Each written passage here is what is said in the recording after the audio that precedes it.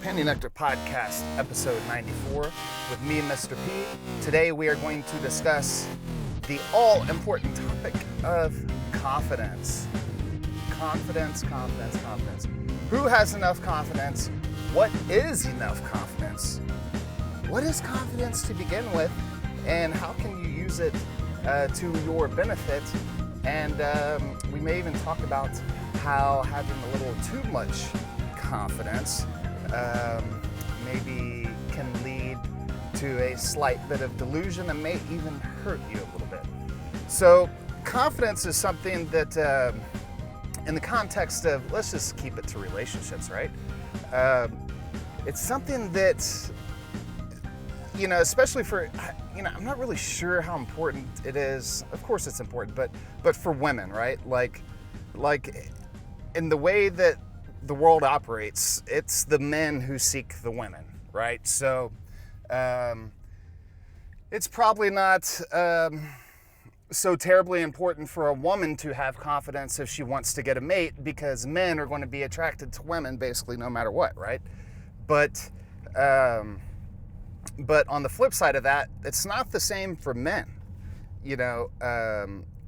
Once again, in the way the world works, men need to be able to present themselves in a way that can attract a mate and to have that potential mate be attracted to them, I guess. So I remember when I was probably in the Marine Corps probably a year, and one of my best friend, we were all sitting there, and he told me, he said, I remember out loud, he told it, there was a bunch of people sitting there, and he said, the first time I ever met you, I wanted to slap you in the face. I was like, what? Like, me and this guy, we never had an argument. We never had, any type of disagreements or something. We were great friends. But it was obvious that there was something about me that initially rubbed him the wrong way. And nothing changed between me and him. But apparently he got over that pretty quick because we became best friends. And the interesting part about that is he was from, I am from South Texas, and he was from the suburbs of Chicago in a place called Gary, Indiana, right? And he grew up an entirely different way of life than I did. His dad was nowhere in the picture. His mom was literally a crackhead, and the guy had to, live on the streets as a young kid. And me, I grew up a much more traditional way of growing up, at least, I think in the common way that we talk about it, and there was something in our behaviors that just didn't jive, but I think it was because we had a completely different outlook on confidence. He was a confident guy, no doubt about it, but I believe that his confidence was more internalized, where maybe mine was more, outwardly looking, if you will. I don't have any problem talking to somebody, no matter who they are. It just doesn't matter to me. People are people. Human is a human. Status and titles, they just don't matter. And so I have no problem talking to anybody, and he was much more, like I said, much more internal, I guess, and didn't really like talking to a lot of people, had a lot of distrust kind of built in. But like I said, I think it just kind of boils down to the confidence thing. That he was also the same guy that told me he wanted to watch me fuck girls when we go to port, but that, of course, never happened. So having confidence can sometimes, I guess, rub people the wrong way. But that's okay, because, I think confidence is one of those things that if you're confident in yourself and who you are, it just honestly doesn't even matter what that person or this person or the other person really thinks. And, some people, may mistake someone who is confident for being narcissistic. And while, yes, we know that narcissism is definitely a thing, being confident does not mean that you're a narcissist. Being confident just means that you're confident in, once again, who you are and your abilities and whatever it is, and not needing the approval of someone else. I think that that's really important to know that if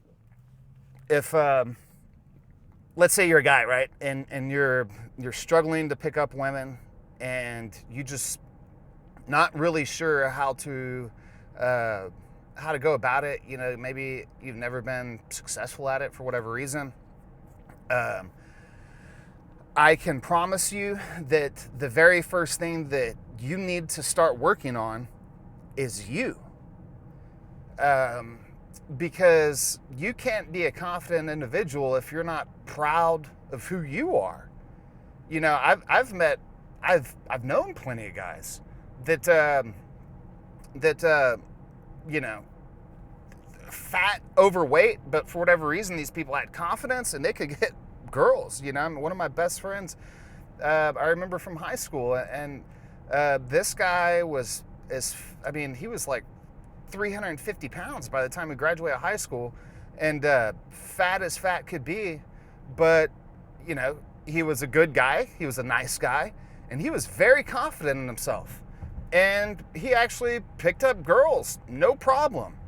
And I remember, you know, that had a big impact on me, because he made me realize that, well, wait a second, this whole thing of, you know, attracting the opposite sex or whoever you want to attract isn't necessarily about all the facade of who you present yourself to be, maybe, but it has a ton to do with how you act, who you are, how you behave, right? How you present yourself. And so for most of us that, you know, and my friend here, I you know, you could talk about whether it's confidence or a high level of delusion that just transcended into confidence that he lived with forever. But whatever it was worked for him. But if you're a guy, you're not getting girls, start working on yourself, right? The reason you're not confident isn't because of who you are. Truly, it's not. You may be sitting here listening to me, well, but wait a second, MrP. No, it is. No, the reason you're not confident is because somewhere along the way, you were made to believe that you were inadequate in whatever area it is. You know, you have, and you have some people who are very good-looking people, and they get hung up on whatever it is. Maybe let's just take this example, right? Like maybe somebody had like big ears or something, you know, as like a kid or some shit, and they were made fun of, you know, when they're like 10 years old, because, you know, we all kind of look silly when we're young kids, and especially like adolescents and shit. But for whatever reason, now they're a great looking person, very good to people, but yet they still hold on to this insecurity. It's the first time this word's popping up in this conversation, which is kind of interesting. It should have been real early, but the insecurity that they have, which leads to the lack of confidence. But that insecurity that they have about their ears has nothing to do with who they are. How much does their fucking ear have to do with their personality, or how kind they are to people, or how hard they work on themselves to improve themselves? It doesn't at all. These insecurities that we have stem from other people, truly. So the good part about that is, if our insecurities, which lead to a lack of confidence, stem from other people, then we can drop that shit like a bad habit and move forward. You know, if you're a 25, 30-year-old dude and you're still hanging on to some shit that happened to when you were a little kid, like, you gotta let that go. Like I you know, when I was a young kid, you know, like, I was a little bit overweight, and, you know, my cousins and shit would make fun of me, and like as a kid, it really didn't bother me, you know, like, we're just kids, like, we're all talking shit to each other, but subconsciously that kind of stuck with me for a little bit. And so, like, I used to, like, look at myself thinking, like, man, like, am I fat, what do I look like? And it's like, and I was looking through their prism, not mine. They're just silly, youthful expression of us playing around as kids. Oh, you're a fatty, whatever. It's like, well, that shit kind of sticks with you, right? So, but when you think about it, like I look at myself now, it's like, oh, I'm not fat. If I have an issue with myself, if I do believe I am, then guess what? I can, you can work on that. You can work on that in two ways, right? Like first of all, you can just let go of whatever the hell anybody ever said about you, because it just doesn't matter. And think of like, well, wait a second, who is it that told me this? These people are literally nobodies, just like pretty much every single person here. They're just literally nobody's opinion of you matters. It's almost like your own opinion of you has not a whole lot to do with who you are. It may have to do with how you express yourself, maybe, but at the end of the day, who you are is who you are. Not who you think you are, but who you are. It's like Bill Parcells, the famed former NFL head coach. He used to say, "You are who your record says you are." If you're a team with a losing record, it doesn't matter how pretty you play the game. You're a team with a losing record and you suck. If you're a team with a winning record and you're going deep in the playoffs and you win those games kind of in a nasty way, maybe it's not the prettiest and maybe it's not this. Guess what? You're a winning team going deep in the playoffs, and you are who you are, who your record says you are. So no different with yourself, and you are who you are, not who people say you are or what your shitty opinion is you have of yourself. You are who you are. So I believe that confidence is something that we, some people are kind of born with it or brought up in it, and some people may have kind of have the opposite relationship with it, to where they're, for whatever reason, maybe it's the area of the country that you grew up in, or maybe it's how you grew up and the family you grew up, or maybe your parents, weren't the kindest people, and maybe they had some real harsh words for you as a kid growing up, and maybe you didn't have parents and you grew up with your grandparents or aunt and uncle or whatever the case may be, and no one was really there to instill that level of, confidence in you. The good part is sorry, we all come from different areas, right? And you should be able to be proud of who you are. You don't need anybody's approval to be proud of who you are. Do you know that?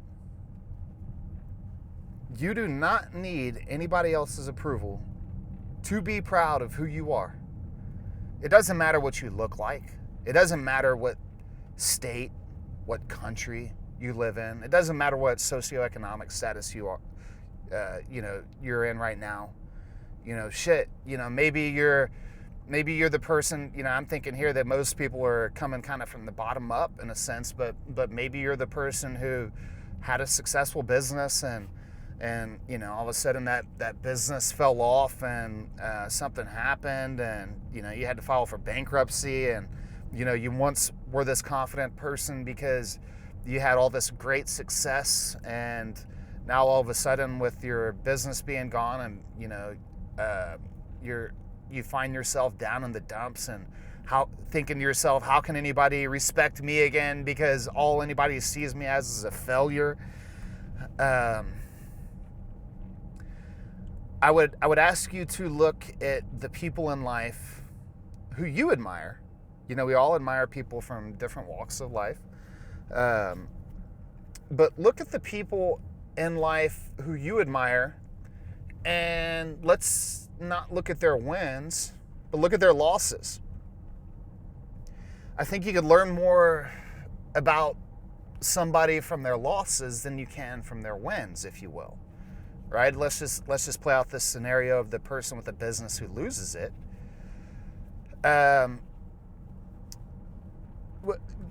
You look at people who you admire in the business, field. If I'm just thinking off the top of my head right now, we'll take a deceased individual who's very famous, and that's Steve Jobs, right? And we all know Steve Jobs, and the co-founder of Apple, and how influential Apple is today with their technologies and products. And today we just, Steve Jobs' name's synonymous with Apple and, the tech giant. But for those of us who have actually looked, and read about Steve Jobs and studied his life, Steve Jobs had failures, big failures. One of Steve's biggest failure was being fired from the company that he co-founded. Steve Jobs was fired from Apple Computer. Do you know that? Steve Jobs co-founded, in my opinion, one of the greatest tech companies on earth, only to be fired from it a few years later, after having immaculate success with the launch of his initial products. And, then he brings on, more people who are more influential in the company, and the board cans him. So he goes off, and, after, could you imagine how big of a loss that would be? How much a normal person would lose confidence in themselves at that point? Because, what else could you want to do with your life? You have to be dead set on that kind of being the pinnacle of it. But Steve went on to create the company, which we all know now as Pixar. Or, well, as Pixar then, but it's, we all know the company Pixar. And they created Cars and other great animations. And so, of course, as the story unfolds, Steve comes back, and he gets hired back at Apple as Apple's about to crump, and they launched the iMac and the iPod, and then they end up launching the iPhone and the iPad, and the rest is history. And if we look at it now, Steve passed away, I believe, in 2011, and Apple really hasn't innovated much at all in those 13 years since he's died. So somebody like Steve Jobs, even he had his downtimes. We all have our downtimes, right? You could look at anybody throughout business, at the highest levels of business, and if you study their lives, if you study their careers, most of them, all of them, have had big losses. But they were strong in their convictions of who they were, who they are. And yes, while they may have had a quote unquote failure, maybe in business, it did not necessarily affect who they were to where it stopped them from being able to go on to do greater things. And also, people who, I think most people who have, you take a guy who I really look up to, Tony Robbins, and his youth, his childhood was a fucking firestorm. He grew up in a real, tough home environment where, his father was very, very, very tough on him to the, I don't think Tony necessarily says he was abusive, but it was a very tough upbringing, and he didn't get along that well with his father, and he had some things that, I guess he probably still works through today. And so if whether you're sitting, in your car driving right now like I am, or maybe you're sitting on the couch and you're just depressed, and you don't know what you're going to do, how you're going to pull out of it, how do you find confidence? Well, I think that, like I said, you have to start working on yourself, and whatever that means to you, to be build your mind. You have to have a strong mind. And for most of us, a strong body can help lead to a strong mind. And I think that, if the greatest thing that we could all do for ourselves, literally, if you want a quick hack to be more confident in yourself, eat better and exercise. And you're probably laughing at that right now, thinking, oh, Mr. P, that's fucking dumb. How is eating better and exercising going to do, how am I going to do any better with that? How am I going to have more confidence with that? Well, if you're the type that doesn't eat better and doesn't eat good and doesn't exercise, I can bet that you lack certain amounts of self-discipline.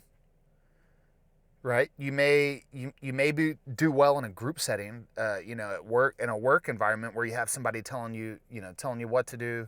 You may function well in those environments because you have somebody telling you what to do, but that doesn't necessarily take self-discipline. In order for you to eat better and exercise, you have to make the conscious decision. You have to go to the store. You have to purchase those vegetables from the produce section. You have to go and buy that meat that you're going to cook tonight. You have to do all that for yourself instead of going to Whataburger or McDonald's or Burger King or, if you're in California, fucking In-N-Out, or, if you're whatever it is, Chicago, New York, eating pizzas, that shit ain't good for you. That shit's literally poison. All right. So first have the discipline to eat better, and then exercise. And this is a big one. I just finished a run, and exercise doesn't mean that you have to go out and be fucking David Goggins and go out and run 40 miles and, through the mountains with no one around you. Exercise just means moving your body. All right. And we're all at different stages in our physical fitness. If you're the type that, you may be naturally, have a physically fit body, which some people are just kind of naturally gifted with. Well, you could do more than the person who is 150 pounds overweight right now. And for the person, I'll speak to the person that's 150 pounds overweight right now. Exercise for you just may mean getting out and going for a walk through the park, going on a half-mile walk, wherever you're, maybe you got a little local walking trail, or shit, maybe you're somewhere where that's just not even there, and but you're in a city and you could just go walk a few city blocks, or go walk through maybe you're not in the best area, but there's like a big, shopping center around you or something. Go walk around the shopping center, go do something, go improve your body. And if you can't do any of that, you can always do some push-ups, and if you can't do legit push-ups right now, put your knees on the ground. That's okay. There's no one watching you, right? We're doing this for ourselves. We're doing this to boost who we are. Therefore, we can be better people and treat people better and make the world a better place. The world's pretty shitty right now, right? Like, we look around us and we see all this shit going on, not just in our own cities and state and country, but around the world. And, there's some bad news places and people that don't treat others so good, and it's easy to naturally default to, oh, fuck this person. It's like, wait a second, like we want to live in a world where we treat people well and people treat us well. That's where humans thrive. That's where great innovation comes from. That's where great lives get built, from people being happy, not being fucking miserable. So when we're putting out this good energy, we're literally putting out good energies into the world. And when we're in a bad state, which we can all get in at times. I'll be the first to admit, I get into some bad states sometimes. I get down on myself sometimes. And I got to flip it around. And for me, it's going running, right? Like, there's something about burning those endorphins and getting that sweat rolling and doing something at, fucking midday and it's sunny out, and it's like, fuck it, let's go do it. You have both energies in you, as do all of us. You can put out the bad energy, or you can put out the good energy. Which one is it going to be? and once you start putting out those good energy, it builds that confidence. It builds your ability to be able to maybe find yourself in a less comfortable position of whatever it is.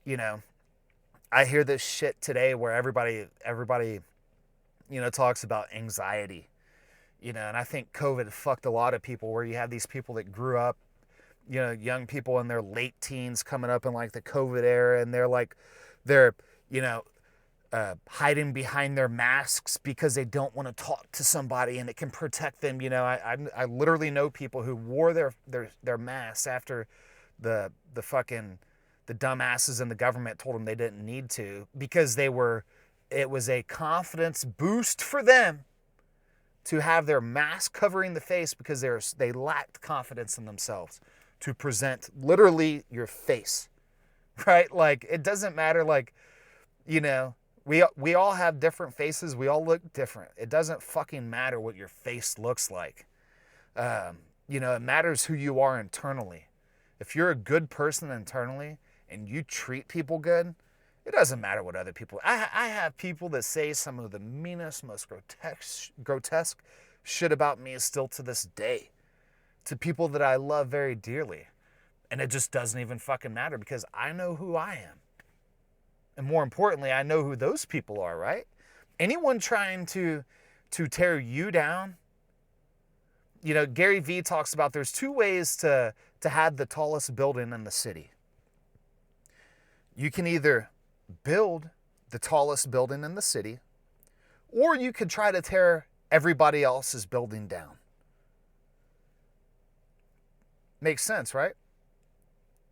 We want to be the type that are building the tallest cities, the tallest buildings in the city.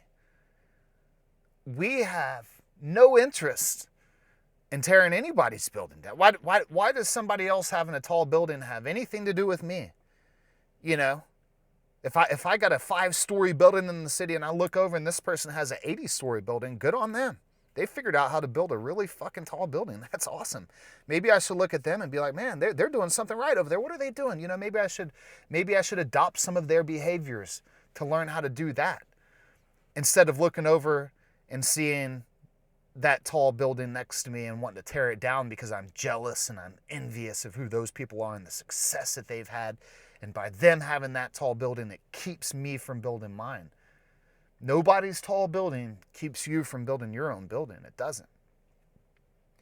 Another thing, my wife told me yesterday, she was listening to a podcast or David Goggins audiobook recently, yesterday, the day before, and apparently he says in there that, and talking about haters, that there's no hater of yours that's doing better than you are. And that's just true. If anybody is spending an ounce of energy trying to trash you or, gossiping about you, whatever it is, it doesn't matter what it is, whether it's your looks, your personality, your significant other, your sexuality, the fucking car you drive, where you live, none of that matters. If anybody else is spending an ounce, a second of time concerning themselves with you, think of how shitty of a state they must be in, right? Like they're so concerned about you that they can't even live their own damn lives. They're concerned about you that it makes them miserable. Who you are has nothing to do with anybody else. Whether, making, how somebody else feels, right? Like, if, there's people that try to act like the way that you are may make them upset or sad. That's fucking on them, man. Like it has nothing to do with you. You be a good person. You work on yourselves. You try these two things of diet and exercise. I know it sounds, you probably get tired of hearing me say this, but diet and exercise, and you put those one foot in front of the other, right? This is a journey. This is not we're gonna fucking cure the world in one single step. And once I do this, then I figured it all out. No, no, no, no, no, no, no. Nothing works that way. Life doesn't work that way. Health doesn't work that way. Business doesn't work that way. You know, we don't work that way. Once again, you could look at it, you could read, listen to interviews of anybody who's successful, and everybody has their ups and downs. So don't look at whoever you look up to and just see their, you know, their successes and think that, oh, these all this person's ever had is this success for, you know, their entire life, or you know, they're just doing so good, I could never be that way, or they got the girl and I can't get the girl. It's like, listen to me. There's billions and billions and billions and billions of people on this earth, and half of them are fucking men and half of them are women, right? So you know, there's literally so many people out there for you that you haven't met right now. And so don't get caught up on, you know, jealousy. Jealousy is like, I don't know. I think it's probably the worst one, because I think that it kind of leads to so many other, you know, I think jealousy leads to gossip. I don't think gossip leads to jealousy, and gossip is fucking toxic, and so is jealousy. There's no room for either of them in life. You know, once again, we could use the analogy of the tall buildings thing. There's no reason to be jealous. Why are you going to be jealous of anybody over anything?